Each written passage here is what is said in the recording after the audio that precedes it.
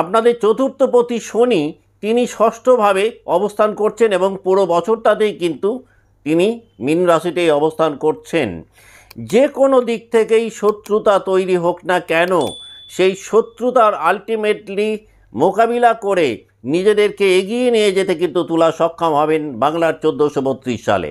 আপনাদের ডিসিপ্লিনড ক্যারেক্টারের কারণে, আপনাদের পরিশ্রমী মনোভাব বৃদ্ধি পাওয়ার কারণে কিন্তু যারা চাকরি জীবনে রয়েছেন রেট অফ সাকসেস 1432-এ তুলার অনেকটাই বাড়বে।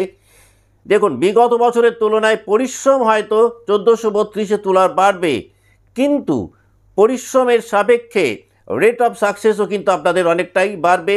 এই বছরটাতে কিন্তু আপনারা খুব ভালো স্বীকৃতি পাবেন কর্মের জায়গাটাতে।